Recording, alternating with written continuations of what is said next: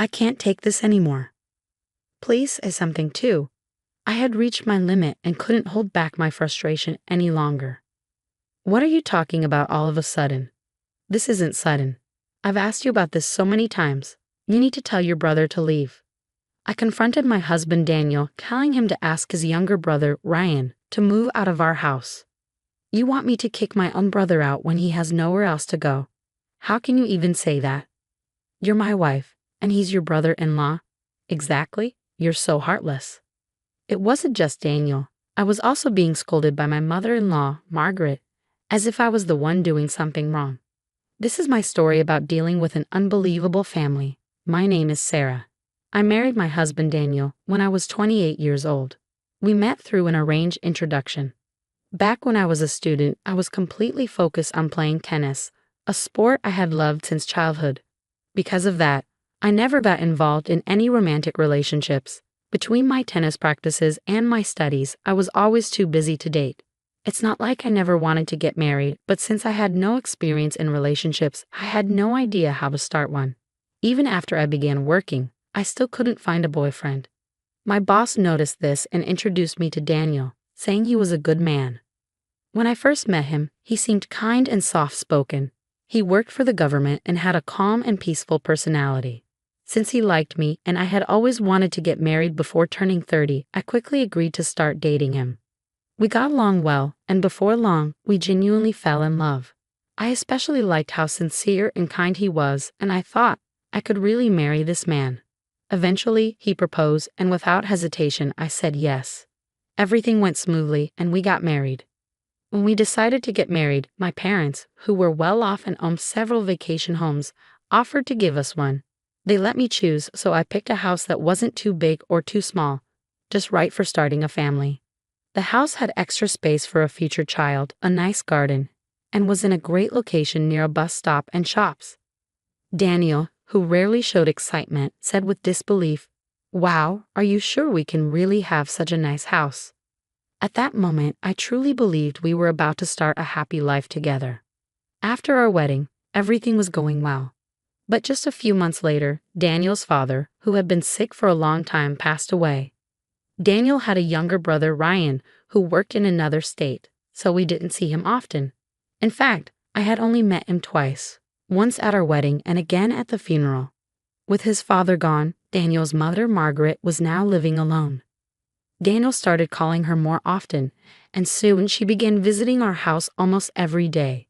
Since Daniel was the oldest son, I understood why he felt responsible for her. But at the time, I was busy with work, and home was my only place to relax. Coming back to find Margaret there all the time started to bother me. This continued for a few months, and then one day, Daniel brought up an idea. "Hey Sarah, I'm thinking about having Mom move in with us." What? I was completely caught off guard. "What are you talking about? She's already here almost every day," I said. He responded, "But isn't it tiring for her to keep coming back and forth? Wouldn't it be easier if we all just lived together?" He said it with a bright, hopeful expression, like he had just come up with the perfect solution. Hold on, you can't just decide something like that without talking to me. We have our own life and routine here. I tried to explain, but he wouldn't listen. This house is way too big for just the two of us. We have plenty of space, and living together would really help Mom.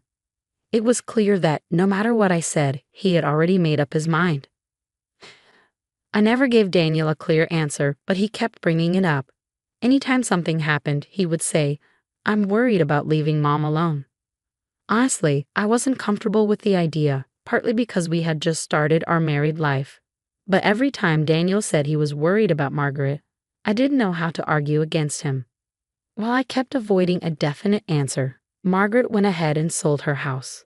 I had no choice but to accept her moving in with us.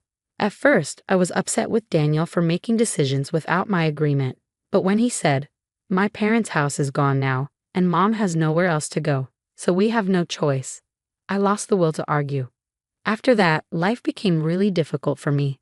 Margaret didn't bully me, but she constantly reminded me of my role.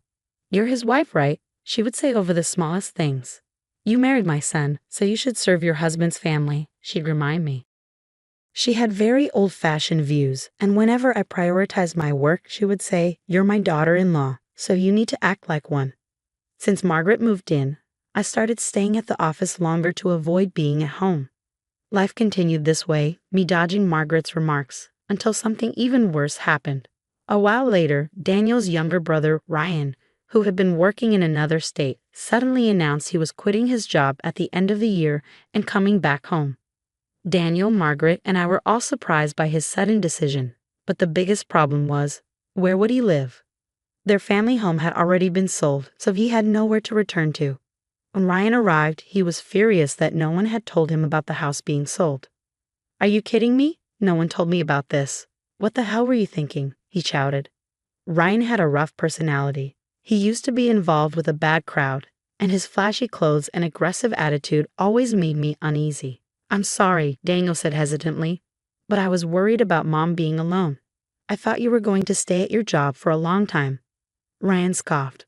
"Oh, really? And you just decided that all on your own? You better take responsibility for this." Even though Daniel was the older brother, he completely froze under Ryan's anger. Before he passed away, their father had left everything in Margaret's hands. Ryan had left home years ago without helping his family in any way, so he had no right to be mad. That's what I thought, but in the end, we couldn't reach an agreement. Ryan ended up moving in with us under the condition that he would stay until he found a new job. I was completely against it. I can't have Ryan living here too. We're already struggling with expenses now that Margaret is here. I complained to Daniel, but he told me that Ryan would leave as soon as he found a job, so I had to put up with it until then. I couldn't just tell Ryan to move out on my own, so I had no choice but to let him stay for now. At this point, I was already exhausted, but the real struggle started after that. First, Ryan didn't even try to find a job. A whole month passed, and he hadn't looked at job listings, gone to interviews, or made any effort at all. He just spent his days lying around in the living room. Some days, he would stay in his room blasting loud music. Other days, he would sit in front of the TV for hours while I got more and more frustrated. To make things worse, as soon as I got home from work, he would say things like, "Where's my dinner?"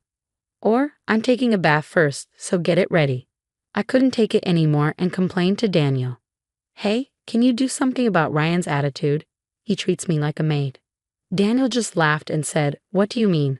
He thinks of you like a sister and really cares about you in his own way." "Cares about me? No way. He orders me around.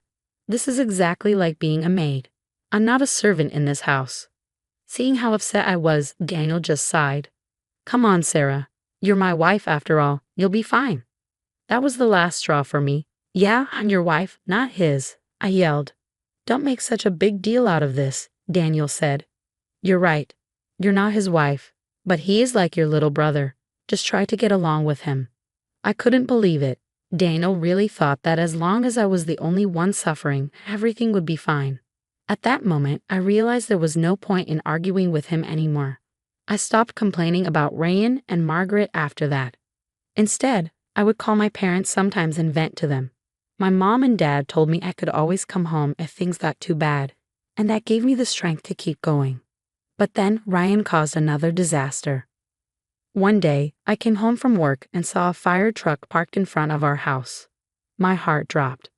As I stood there in shock, I saw several firefighters walking out of our house. Daniel and Margaret stood at the door, bowing and thanking them. After the fire trucks left, I rushed up to Daniel. "What happened? Why were firefighters here?" Daniel and Margaret exchanged awkward looks before Daniel finally spoke. "Well, Ryan was smoking, and his cigarette butt started a fire."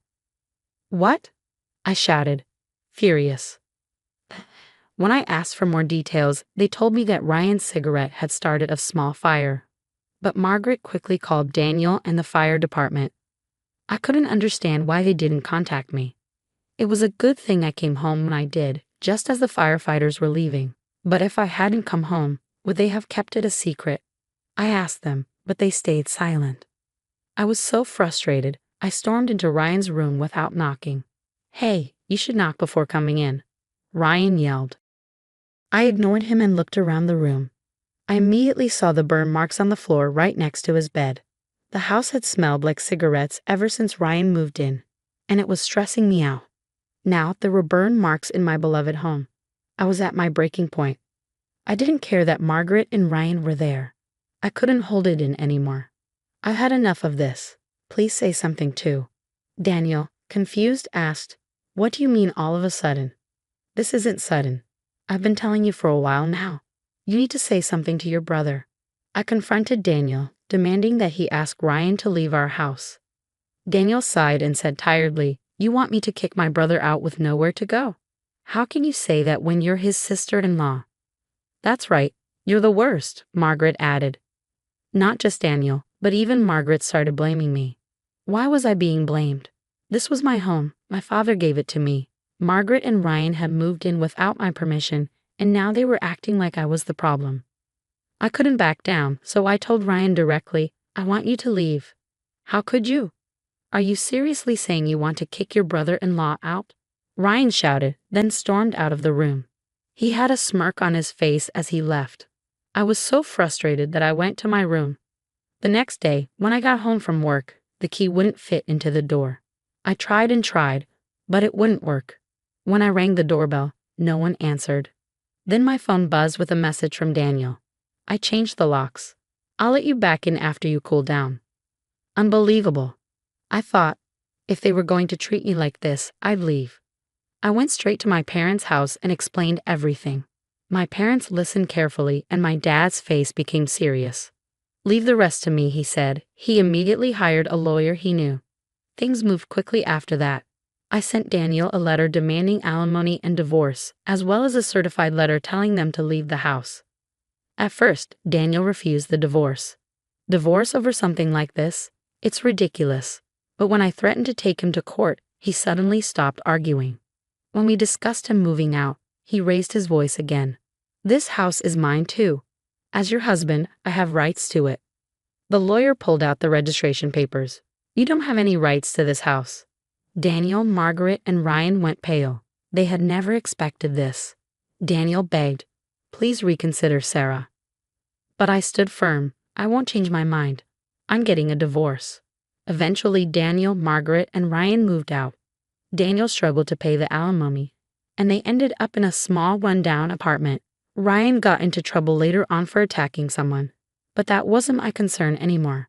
I got my house back, fixed everything, and now my parents come to visit on the weekends.